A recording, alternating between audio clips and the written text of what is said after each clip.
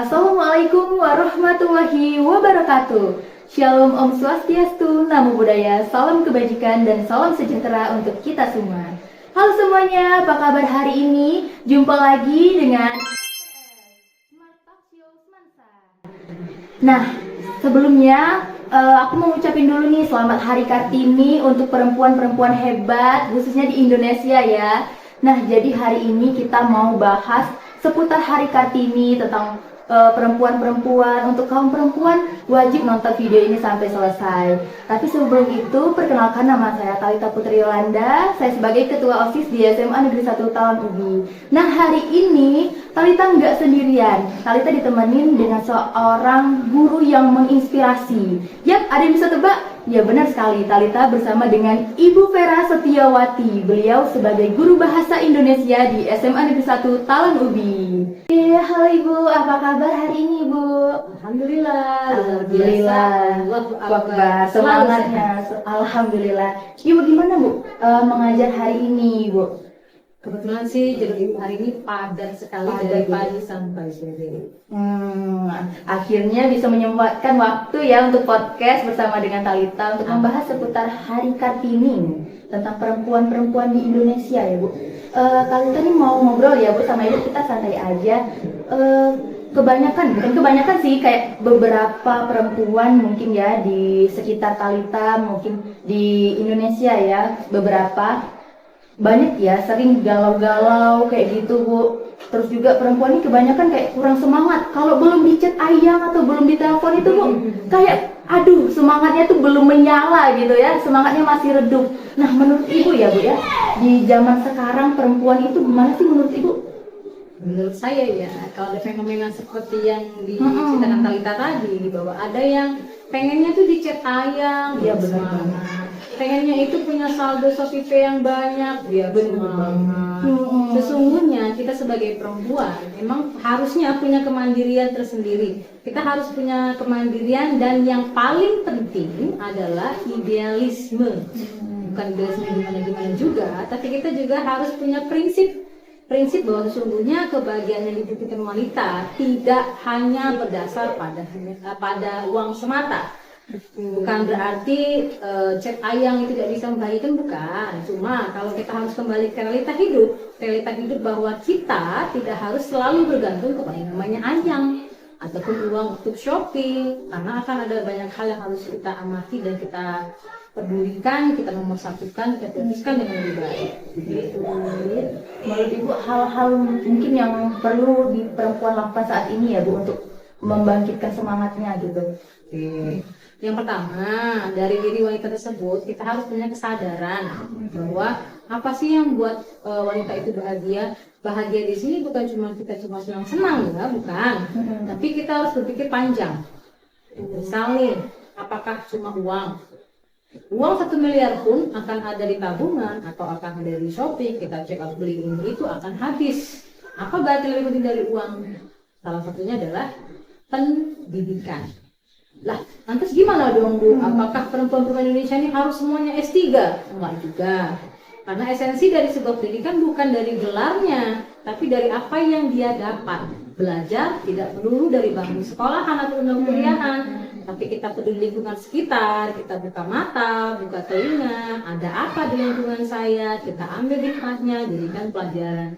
Itu lebih penting, itu lebih menyiapkan kita hidup di zaman seperti apapun, dengan uang berapapun, dengan ayang ataupun tanpa ayang. Iya benar banget. Jadi teman-teman, walaupun kalian di sana belum ada ayang atau belum ada sosok penyemangat mungkin ya Bu ya, tetap harus semangat dong, karena siapa lagi kalau nggak diri kita yang menyemangati ya Bu ya. Jadi kayak ayo dong bangkit lagi gitu untuk perempuan-perempuan Kartini muda di Indonesia khususnya ya. Jadi semangat terus, jangan kayak berpatok sama ayangnya atau berpatok kayak muda bad mood ya mungkin ya Bu ya, perempuan zaman sekarang itu. Ayo guys, kita berubah ya pola pikirnya. Nah ya Bu, mungkin ya Bu, kebanyakan untuk kita memperingati Hari Kartini itu kayak udah pakai kebaya berarti udah memperingati gitu ya Bu ya. Nah menurut Ibu seberapa penting sih anak muda zaman sekarang harus memperingati Hari Kartini gitu, dan apa yang harus kami lakukan agar kayak Hari Kartini itu menjadi lebih spesial dan lebih berkesan gitu Bu? Betul. Baik. Yang pertama kita sadari bahwa sosok Ibu Kartini hanya salah satu dari perempuan-perempuan hebat di Indonesia yang Indonesia punya sedari dahulu. Kenapa sosok yang dipilih adalah R.A. Kartini, Rada Ajeng Kartini? Karena beliau adalah salah satu perempuan yang diketahui bisa menyentuh ranah luar, dalam artian luar negeri, dengan dia bersurat kepada temannya atau teman penanya dari Belanda tentang segala pemikirannya, pola pikirnya, bahwa artinya kita perempuan harusnya punya pola pikir terbuka, begitu. Lantas bagaimana? Apakah kita harus pakai baju Kartini? Tidak begitu. Kenapa? Karena Kartini sebenarnya bukan tentang pakaian, tapi tentang pola pikir, begitu. Bu, lantas nanti kalau lomba kebaya Kartini gimana? Ya mau dilaksanakan juga silakan. Tapi seyogyanya esensi dari hari Kartini yang harus kita pahami.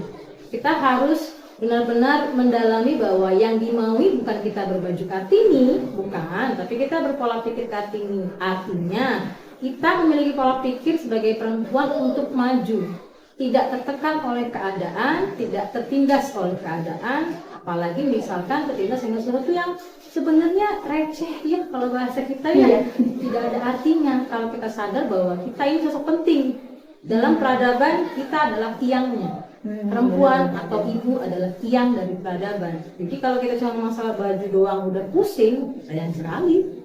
Bener banget. Jadi kita harus kayak apa ya, rasionalis gitu ya Bu ya, lebih ke depan gitu ya. Jadi penting banget untuk perempuan-perempuan itu mulailah mencari hal-hal baru ya Bu, kegiatan-kegiatan baru kayak gitu. Jadi mengisi hari-harinya mungkin kan. Nah terus Bu Talita pengen, sebenarnya ini Talita itu pengen bahas dari lama ya Bu sama Ibu.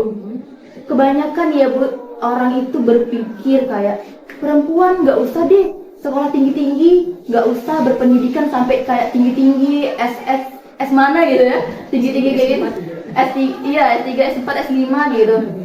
Nah Bu, apakah ini menjadi tantangan bagi kita ya Bu ya, untuk memperjuangkan emansipasi wanita yang seperti dahulu diperjuangkan oleh Kartini Bu? Oke, baik. Yang pertama kalau saya boleh tambahkan tadi, kita harus hal baru yang positif. Ya, bener banget.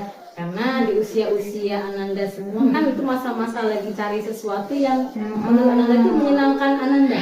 Kadang-kadang sesuatu yang menyenangkan dan positif. Gitu ya. Ada dua hal tadi yang Ibu garis bawahi di pernyataan Talita. Yang pertama, emansipasi wanita. Apa sih emansipasi wanita? Kita dulu ya.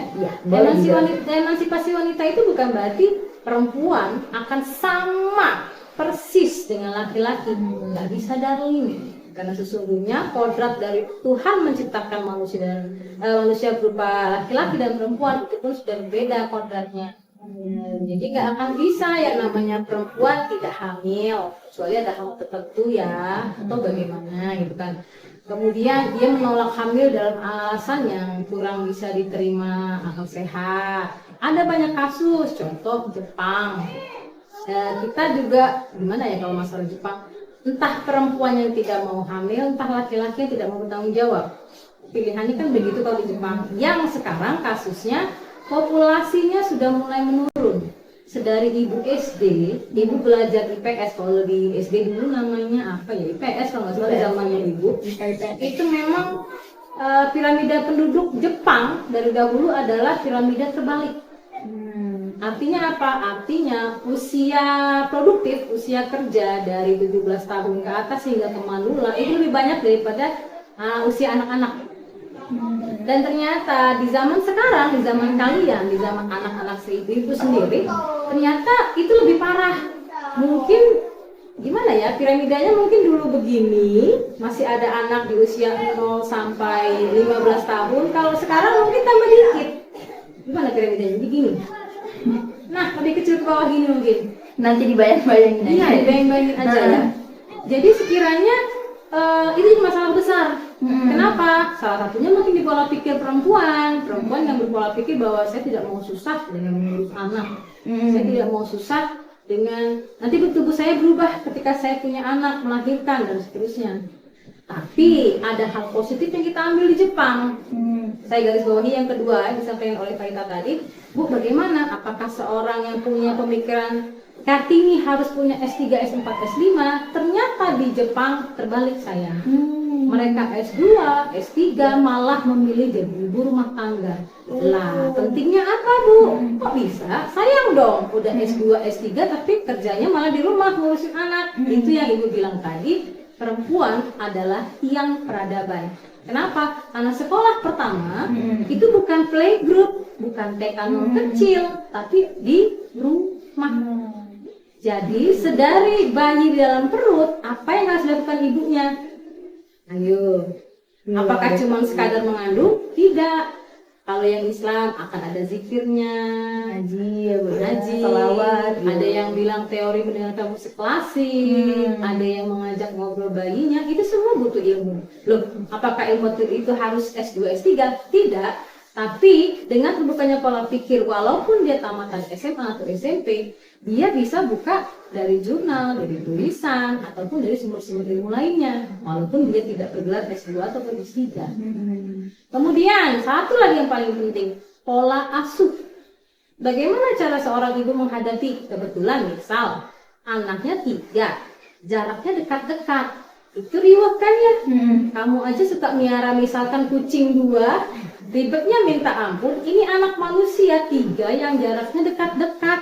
Dalam artian apa? Dalam artian bagaimana menanggulangi emosi ibunya sendiri, menanggulangi anaknya. Anaknya 1 TK, 1 SD kelas 2, 1 SD kelas 5, misalkan itu ya, Masya Allah. Gimana caranya? 3-tiganya terpantau dari segi perkembangan psikis, perkembangan kognitif, perkembangan fisiknya, itu semua diperhatikan. Bukan cuma tanda kutip, mohon maaf nih, buat anak doang bisa. Tapi perkembangan berikutnya bagaimana? Akan seperti apa anak kita? Akan seperti apa generasi mendatang kalau kita tidak menyikapi dari rumah terlebih dahulu? Kita siapkan dari rumah terlebih dahulu untuk dia terjun ke sekolah, terjun ke masyarakat. Gitu. Kembali ke emansipasi wanita. Kita tidak akan pernah sama dengan laki-laki, khususnya di bagian kodrat. Tapi kalau dari bagian pekerjaan, penghasilan, itu akan kita bisa menyamai ranah yang sama. Tentu saja ada pekerjaan tertentu ya, ada pekerjaan yang tidak bisa. Kita belum menemukan di sini ada tukang bangunan cewek, belum. Kenapa? Riskan juga. Tapi kalau dari gaji, misal jenjangnya kalau di kedinasan atau di ranah pegawai negeri sipil, eselon 4 perempuan ada, menteri perempuan ada, presiden perempuan ada. Tapi ada bagian tertentu yang tidak bisa saling bertukar atau saling sederajat sama persis, tidak akan bisa. Jadi masing-masing perempuan punya tugasnya, laki-laki juga punya tugasnya tersendiri. Tidak bisa emansipasi bablas. Iya. Ya, jadi teman-teman pasti udah paham ya apa yang sudah disampaikan oleh Ibu Vera tadi kan terkait emansipasi wanita, terkait perempuan nggak sekolah tinggi gitu ya. Nah, Bu, Talita pengen tahu nih di hari-hari Ibu mengajar nih Bu ya, hari-hari sekolah atau mungkin keseharian Ibu di rumah, gitu Ibu pernah nggak sih menjadi sosok Kartini mungkin begitu di hari mengajar loh, menjadi sosok Kartini? Nah, Ibu boleh ceritakan dong Bu? Oke, boleh. Jadi di kapan kita harus sosok Kartini? Sesungguhnya kita tidak jadi sosok Kartini cuma di tanggal 21 April. Benar banget. Tapi kita harus jadi Kartini di setiap hari. Kalau Ibu pribadi, contohnya saya punya 2 anak yang kebetulan jarak usianya tidak jauh. Yang satu kelas 1 SD, yang lebih tua itu kelas 3 SD. Jadi ketika saya sekarang tidak punya pengasuh lagi, terus gimana dong? Terus saya ngajar padat, kerjaan selain ngajar ada, begitu pun dengan suami yang profesinya kebetulan sama sebagai guru. Kayak sekarang nih, bocil-bocil ada lingkungan sini. Jadi kita sebagai ibu, sama sebagai guru yang juga pekerjaan gitu ya, mencari nafkah juga, maka kita berusaha mengimbangi. Gimana cara ngimbanginnya? Saya untuk pagi nih, kadang-kadang pas lagi nahasnya sih ya, ketika bocil bangun kesiangan kena juga getahnya di kita, telat gitu kan ya.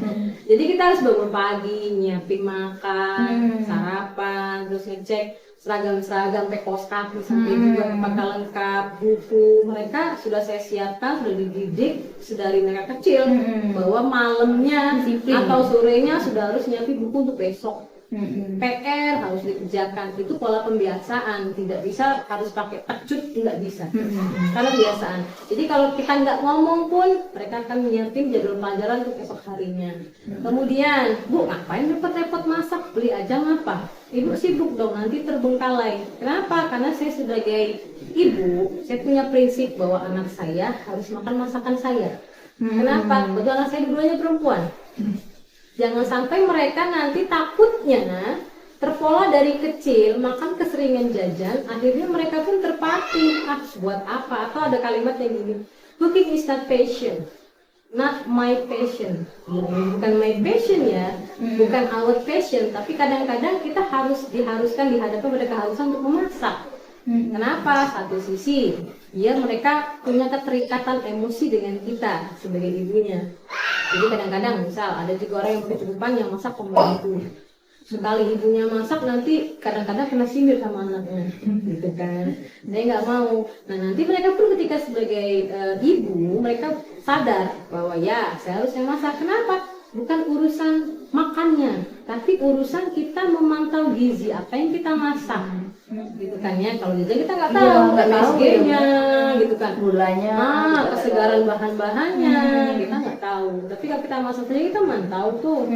Misal anak nih, kalau umur kalian nih begitu jerawat, apa yang boleh kita masak, apa yang kita kurang masak, Terus masalah kerjaan gimana Bu? Ya karena anak saya pola terbiasa dari kecil, mereka nyadar, mereka sadar bahwa oh ibu saya ini guru. Padahal saya ngajar, saya bilang, nak jangan diganggu, duduk lagi ngajar. Ketika saya nggak mau diganggu, mereka main di luar. Kadang-kadang tak masuk kelas juga kan. Nah lagi ulangan, jangan ganggu. Mereka sadar, mereka nggak akan ganggu. Kita pahamkan kepada mereka. Kalau kita terbiasa dekat dengan mereka, tadi ya, karena kita dekat dengan mereka, mereka pun mendengarkan. Bayangkan kalau anak itu tidak dekat dengan kita, tiba-tiba kita minta sesuatu, apakah mereka nurut? Belum tentu. Itu usaha kecil yang bisa saya lakukan. Tetap ada kerjasama dengan pihak suami tentu saja. Kita sama-sama punya satu visi dan misi agar tidak berat sebelah. Takutnya nanti sang ibu punya visi yang begitu, tapi tidak didukung oleh pihak laki-laki, maka itu nggak akan jadi. Kita tetap koordinasi dengan pasangan kita, bahwa kita maunya pola asuhnya begini-begini. Betul, pentingnya diskusi ya, Bu ya. Gimana? Udah berapa menit ini kameramen? 18 menit. 18 menit. Ini kita mau bahas apa lagi ya, Bu? Ini waktunya masih sedikit nih. Jadi kita gimana ya? Pengen tahu nih, Bu. Jika Ibu nih diberi kesempatan mungkin ya untuk berbicara tentang perempuan-perempuan di luar sana, apa yang ingin disampaikan kira-kira? Oke. Perempuan-perempuan di luar sana. Di luar sana, kamu. Iya, kamu. Kita itu begitu berharga. Iya, benar. Karena sesungguhnya wanita itu diciptakan dari tulang rusuk Nabi Adam. Yang Nabi Adam sendiri merasa kesepian. Artinya apa? Artinya kita dibutuhkan. Nah, selain kita dibutuhkan, tidak juga kita menjadi babu. Tidak juga kita menjadi sesuatu yang kalau pola Kartini perjuangkan dahulu kala, perempuan itu bisa dipingit, bisa disuruh ini itu, harus 100% mutlak nurut dengan suaminya, entah baik, entah benar, entah rusak, entah salah. Semua dinuruti. Kita tidak. Jadi jadilah seorang perempuan yang punya harga. Harga dari mana? Berilmu, beriman, beramal. Amalnya apa? Amal itu bukan sedekah doang ya, maksudnya kita bergerak. Kenapa? Karena diam itu membosankan. Karena kita cuma diam lama-lama, prinsip yang kita punya itu mati. Jadi buat kamu perempuan, tetap terus cari ilmu, belajar bisa di mana saja, dari apa saja, intinya buatlah yang terbaik untuk diri Anda, bahagiakan diri Anda, biar Anda bisa membahagiakan orang di sekitar Anda. Ya, benar banget. Teman-teman ingat ya pesan Ibu Vera untuk kalian semua, itu sangat berkesan ya Bu, dan perlu diingat gitu. Nah Bu Talita, mungkin gimana ya Bu tanggapan Ibu ya terkait perempuan yang lebih mungkin sebagian ya mungkin karirnya lebih baik mungkin ya dibanding dengan laki-laki gitu kan. Mungkin si suami laki-laki gitu, gimana tanggapannya? Oke, kalau saya pribadi, kita sebagai perempuan boleh tinggi di hal lain terhadap laki-laki. Bisa jadi nanti misalnya si istri lebih dahulu bekerja, suami baru ke jenjang berikutnya, maka otomatis secara kejenjangan profesional lebih tinggi perempuan daripada laki-laki. Tidak masalah asal si perempuan masih sadar bahwa laki-laki tadi adalah imamnya. Dan laki-laki pun jangan juga kecil hati dan minder sehingga muncul pikiran-pikiran negatif. Yang berpikir negatif bahwa istri saya begini, begitu tidak. Tetap harus punya kontrol terhadap istrinya walaupun secara keprofesionalan dia lebih tinggi atau secara di bidang pekerjaan pangkatnya lebih tinggi. Begitu, nggak masalah ya. Lagi-lagi tetap kita bisa berpikiran maju, tapi jangan lupa bahwa kita punya partner. Tidak akan pernah ada Hawa kalau tidak pernah ada Adam. Gitu. Oke, mungkin ada yang ingin ditanyakan lagi Bu atau gimana? Ada yang ingin disampaikan lagi mungkin? Oke, buat Ananda khususnya Putri, kalau sekarang ya jujur karena ibu juga punya anak cewek dua-duanya, saya betul-betul geleng-geleng itu gilaan zaman. Ya, Saya betul-betul geleng-geleng dan gilaan zaman. Contoh ya, ada tidak sedikit sih siswa saya yang begitu mengagung-agungkan idolanya yang dari Korea, khususnya boyband ini, K-popers yang boybandnya ya. Kenapa? Karena terkadang pun kalau kita lepaskan kehidupan sebenarnya di Korea, Korea itu sudah hampir mirip seperti Jepang. Yang kenapa? Karena mereka sekarang mindset mereka adalah bagaimana caranya mereka populer, become an idol, tanpa mereka ingat bahwa sesungguhnya, mohon maaf, reproduksi itu ternyata penting. Mencetak generasi ke depan yang baik itu sangat penting. Kalau sekarang ada hashtag kabur aja dulu, tidak sedikitlah pemuda Indonesia sudah kabur di Jepang. Kenapa? Karena Jepang sangat mencari tenaga kerja produktif. Yang sekarang orang Indonesia itu banyak di sana. Artinya apa? Artinya tidak masalah Ananda semua menyukai misalkan penyanyi dari luar negeri, tapi Ananda harus tahu porsinya seperti apa cukup suka saja, tidak sampai gila-gila sampai kamu pergi ke Korea, terus kamu pinjol misal beli tiket nonton Blackpink atau apapun gitu kan ya. Lebih baik kamu perkaya ilmu diri sendiri, kamu ceritakan nanti saya kuliah ke Korea atau saya nanti kerja di Korea. Wah ini bijak banget ya ya. Kita juga mau nih kerja di Korea gitu ya. Daripada sekarang cuma mengidolakan tempel-tempel poster tapi nggak ada kita yang ke sana gitu ya. Betul. Betul. Pergaulan kalau dicantumkan baik-baik. Ya sekarang sepertinya filter yang ada di diri remaja itu sangat tidak kuat. Hasil apa yang dia lihat, apa yang dia tonton, lalu dicaplok utuh tanpa dia pikir ini bagus atau enggak, ini baik atau enggak, apa sisi positif di saya tanpa dia pikir ditiru. Sayang sekali. Apalagi sifatnya nanti merusak lagi-lagi remaja putri yang paling rugi. Benar, yang paling benar-benar rugi itu kita sebagai perempuan teman-teman gitu. Jadi kita tuh harus berpikir jernih ya Bu. Kalau dapat, terutama nih, kalau dapat informasi itu tolong banget ditelaah dulu nih, jangan sampai informasi itu kita ambil mentah-mentah aja. Kan kita belum tahu ya Bu ya kebenarannya itu betul apa enggak ini beritanya gitu. Kebanyakan Bu dapat berita-berita yang hoax banget nih kan, yang terbaru gitu kan, pasti kayak hey guys, ini ada berita baru loh nih. Teman-temannya nerima gitu Bu informasi itu. Nah itu pentingnya guys. Itulah nanti awal terciptanya gibah. Dan itu kayak kayak dinormalisasikan sekarang ya Bu. Gibah itu kayak membahas hal-hal yang belum tentu benar gitu Bu. Gimana Bu tanggapannya? Kalau masalah gibah, Ibu selalu pegang salah satu nilai yang ada dalam agama yang Ibu anut, Islam. Perempuan apakah selamanya akan jadi ahli neraka? Kenapa? Karena perempuan kebanyakan terjerumus ke neraka adalah karena lisannya. Mulutnya harimaumu ya, Bu ya. Itu bahasa Indonesia asli. Iya. Betul. Jadi seperti yang diucapkan Tyra tadi, kita harus project. Kita juga Iya, harus benar. pintar-pintar share informasi apa yang kita bagi. Betul, Kalau betul. emang kita butuh teman bercerita, maka pilih teman yang baik, jangan teman ember.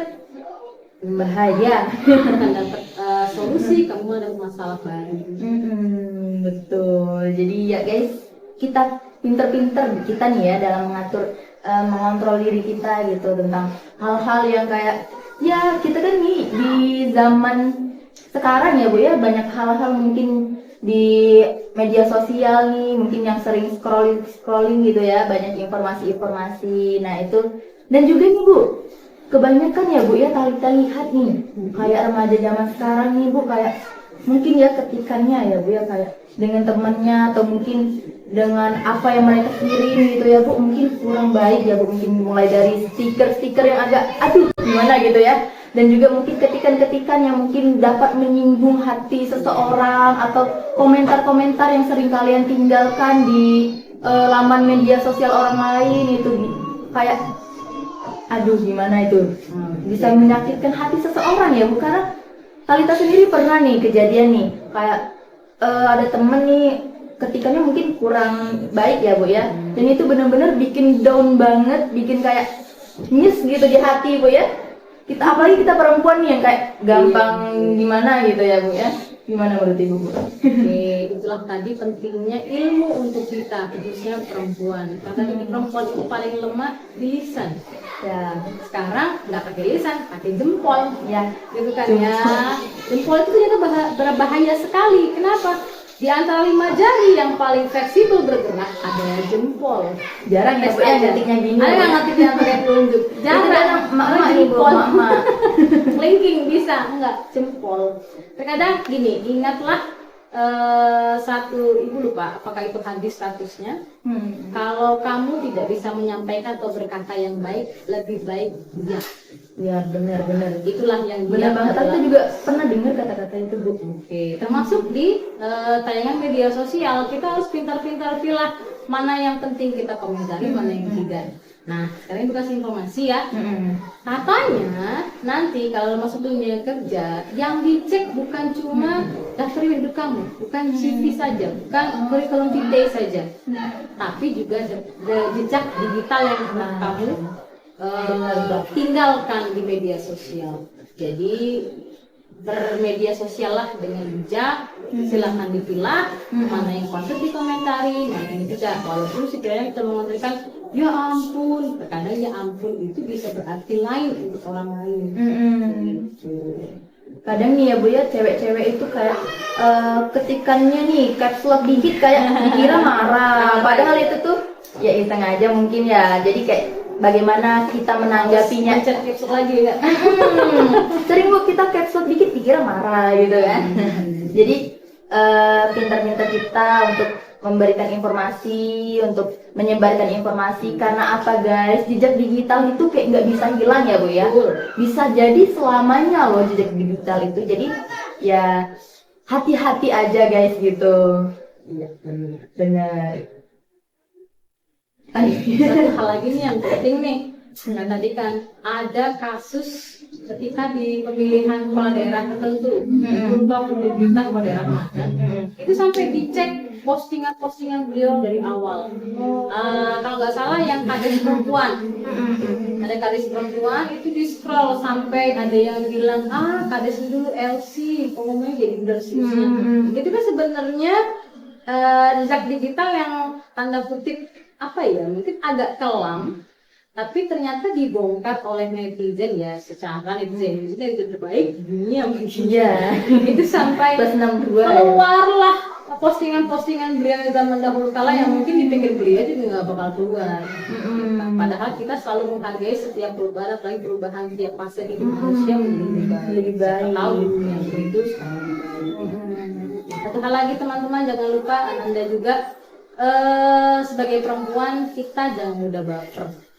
Tidak boleh berkeras hati, Benar. kepala boleh keras, hati nggak boleh. Dalam artian apa? Perempuan itu satu lemah di lisan, dua paling tidak suka dengar kritik ataupun salah disampaikan orang lain. Jadi kalau orang belajar dengan sifat sombong nggak akan bisa.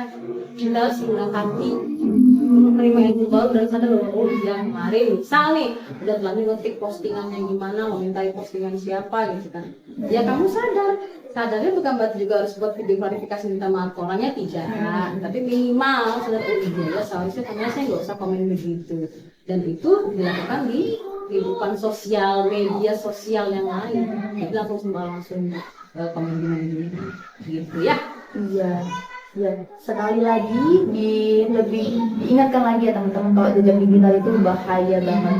Akhir-akhir ini ya Bu, beredar tentang seorang pelajar yang merendahkan profesi seorang guru. Waduh, itu Talita yang dengarnya aja sakit hati, apalagi bapak ibu guru yang melihatnya gitu ya Bu ya. Gimana, itu salah satu contoh jejak digital yang berbahaya. Jangan sampai mungkin akan ada tindak pidananya ya Bu ya. Itu sangat bahaya banget, dan ya mungkin kalian harus ambil pelajarannya guys ya dari informasi-informasi yang beredar akhir-akhir ini itu. Mungkin ada hal-hal mungkin harus ditelaah ulang gitu ya Bu ya. Jadi benar-benar harus berpikir, berkembang gitu. Jangan kayak dapat informasi langsung share, itu nggak baik. Jadi telaah dulu kebenarannya gitu. Ya, mungkin udah ya Bu kita podcast hari ini, atau mau ngobrol-ngobrol lagi nih? Udah mau 1 jam itu. Jadi mungkin pesan dari Talita ya untuk teman-teman perempuan di Indonesia khususnya, kalian itu luar biasa guys gitu. Sosok Kartini itu tumbuh dalam pribadi seorang perempuan yang berani berpikir beda, yang tetap berdiri meski dunia menyuruhnya duduk, yang tetap melangkah walau jalannya tak mudah. Dan yang perempuan nih, jangan galau mulu guys, jangan mikirin siapa yang bakal chat duluan, siapa yang bakal ngabarin duluan gitu. Tapi pikirin juga bagaimana kamu bisa menjadi perempuan yang punya pendirian, yang bisa berdiri atas nama mimpi dan cita-cita kamu sendiri. Dan yang paling penting ya Bu ya, jangan pernah berpikir kayak omongan orang dapat meredupkan semangat kamu. Jangan takut beda, jangan takut gagal. Dan yang paling penting nih, jangan remehkan diri kamu sendiri ya, karena kamu bisa jadi apapun. Mungkin itu yang bisa Talita sampaikan, dan mungkin podcast kita hari ini semoga aja bisa menginspirasi ya, bisa menginspirasi teman-teman khususnya kaum perempuan, kaum hawa di Indonesia gitu. Mungkin itulah saja yang bisa kami sampaikan hari ini ya Bu ya, karena kini udah sore juga. Sampai jumpa di berikutnya. Bye bye.